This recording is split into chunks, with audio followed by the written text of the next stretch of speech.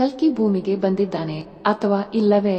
ಕಲಿಯುಗದ ಅಂತ್ಯದ ವೇಳೆ ಧರ್ಮದ ಮರುಸೃಷ್ಟಿಗಾಗಿ ವಿಷ್ಣು ಕಲ್ಕಿಯಾಗಿ ಭೂಮಿಯಲ್ಲಿ ನೆಲೆಸುತ್ತಾನೆ ಎಂದು ಕಲ್ಕಿ ಪುರಾಣದಲ್ಲಿ ಉಲ್ಲೇಖಿಸಲಾಗಿದೆ. ಕಲ್ಕಿ ಯಾವೆಲ್ಲ ವಿಶೇಷ ಗುಣಗಳನ್ನು ಹೊಂದಿರುತ್ತಾನೆ? ಕಲ್ಕಿ ಭೂಮಿಯ ಮೇಲೆ ಎಷ್ಟು ವರ್ಷಗಳ ಕಾಲ ಇರುತ್ತಾನೆ? ಕಲ್ಕಿ ಅವತಾರದಲ್ಲಿ ವಿಷ್ಣು ಯಾರನ್ನು ವಿವಾಹವಾಗುತ್ತಾನೆ? ಭೂಮಿಯ ಮೇಲೆ ಯಾವಾಗ ಧರ್ಮ ಅವನತಿಯತ್ತ ಸಾಗಿ ಅಧರ್ಮದತ್ತ ತಲೆ ಹಾಕುತ್ತದೆಯೋ ಆಗ ವಿಷ್ಣು ಹೊಸ ಅವತಾರಗಳ ಮೂಲಕ ಮತ್ತೆ ಭೂಮಿಯ ಮೇಲೆ ಧರ್ಮವನ್ನು ಸೃಷ್ಟಿಸುತ್ತಾನೆ. ವಿಷ್ಣು ಬ್ರಹ್ಮಾಂಡದ ಒಳಿತಿಗಾಗಿ 24 ಅವತಾರಗಳನ್ನು ತೆಗೆದುಕೊಂಡಿದ್ದು ಎಲ್ಲವೂ ಧರ್ಮದ ರಕ್ಷಣೆಯ ಹೊಣೆಯನ್ನೇ ಹೊತ್ತಿದ್ದವು. ಕಲ್ಕಿ ಪುರಾಣದ ಪ್ರಕಾರ ಕಲಿಯುಗದ ಅಂತ್ಯವಾಗುತ್ತಿದ್ದಂತೆ ವಿಷ್ಣು ಕಲ್ಕಿ ಅವತಾರವನ್ನು ತೆಗೆದುಕೊಂಡು ಮತ್ತೆ ಭೂಮಿಯಲ್ಲಿ ಜನಿಸುತ್ತಾನೆ ಎಂದು ಹೇಳಲಾಗಿದೆ. ಇದು ಕೇವಲ ಕಲ್ಕಿ ಪುರಾಣದಲ್ಲಿ ಮಾತ್ರವಲ್ಲ, ಮತ್ಸ್ಯ ಪುರಾಣ, ಸ್ಕಂದ ಪುರಾಣದಲ್ಲೂ ಉಲ್ಲೇಖಿಸಲಾಗಿದೆ. ಕಲ್ಕಿಯ ಜ್ಞಾನ. ಕಲ್ಕಿ ಪುರಾಣದ ಪ್ರಕಾರ ವಿಷ್ಣು ಕಲ್ಕಿಯಾಗಿ ಭೂಮಿಯ ಮೇಲೆ ಅವತರಿಸಿದಾಗ ಅವನು ಶಿವನ ಪರಮ ಭಕ್ತನಾಗುತ್ತಾನೆ.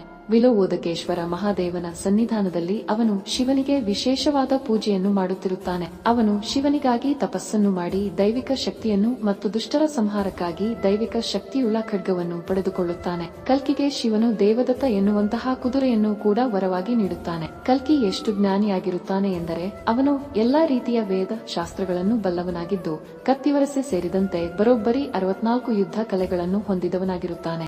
ಕಲ್ಕಿ ಎಷ್ಟು ವರ್ಷಗಳ ಕಾಲ ಭೂಮಿಯಲ್ಲಿರುತ್ತಾನೆ? ಕಲ್ಕಿ ಪುರಾಣದ ಪ್ರಕಾರ ಕಲ್ಕಿಯು ಕಲಿಯುಗದ ಅಂತ್ಯದಲ್ಲಿ ಜನಿಸುತ್ತಾನೆ. ಕಲ್ಕಿಯು ಸುಮಾರು 100 ವರ್ಷಗಳಿಗಿಂತಲೂ ಹೆಚ್ಚಿನ ಆಯಸ್ಸನ್ನು ಹೊಂದಿದವನಾಗಿರುತ್ತಾನೆ. ಕಲ್ಕಿ ತನ್ನ ಜೀವಿತಾವಧಿಯಲ್ಲಿ ಭೂಮಿಯ ಮೇಲೆ ಅಧರ್ಮವನ್ನು ನಾಶ ಮಾಡಿ ಧರ್ಮವನ್ನು ಪುನಃ ಪ್ರತಿಷ್ಠಾಪಿಸುತ್ತಾನೆ. ಸಮಾಜದಲ್ಲಿ ಜನರಿಗೆ ಶಾಸ್ತ್ರ ವೇದಗಳ ಜ್ಞಾನವನ್ನು ಹರಡುತ್ತಾನೆ. ಧರ್ಮ ಅಧರ್ಮದ ಪಾಠವನ್ನು ಮಾಡುತ್ತಾನೆ. ಕಲ್ಕಿ ಕಲಿಯುಗ ಅವನತಿ ಹೊಂದುತ್ತಿದ್ದಂತೆ ಹೊಸ ಯುಗವನ್ನೇ ಭೂಮಿಗೆ ಪರಿಚಯಿಸುತ್ತಾನೆ. ಹೊಸ ಯುಗದಲ್ಲಿ ಯಾವುದೇ ಅಧರ್ಮಿಗಳು ಭೂಮಿಯ ಮೇಲೆ ಇರದಂತೆ ಭೂಮಿಯನ್ನು ರಕ್ಷಣೆ ಮಾಡುತ್ತಾನೆ.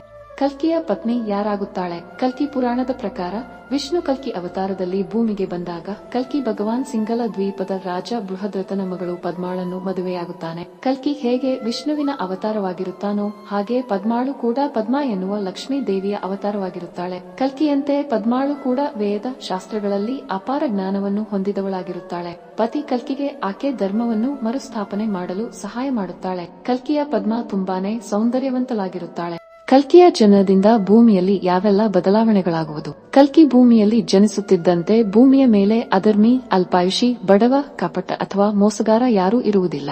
ಕಲ್ಕಿಯಿಂದಾಗಿ ಭೂಮಿಯಿಂದ ಪಾಪವು ನಶಿಸುತ್ತದೆ. ಪುಣ್ಯ ಫಲ, ಪುಣ್ಯ ಕಾರ್ಯಗಳು ಮಾತ್ರ ಭೂಮಿಯಲ್ಲಿ ಸೇರಿಕೊಳ್ಳುತ್ತದೆ. ಒಳ್ಳೆಯ ಕಾರ್ಯಗಳನ್ನು ಮಾಡುವವರಿಗೆ ಮತ್ತು ದೇವರ ಭಕ್ತಿಯಲ್ಲಿ ಮಗ್ನರಾಗಿರುವವರಿಗೆ ಭಗವಾನ್ ಕಲ್ಕಿ ಸಹಾಯ ಮಾಡುತ್ತಾನೆ.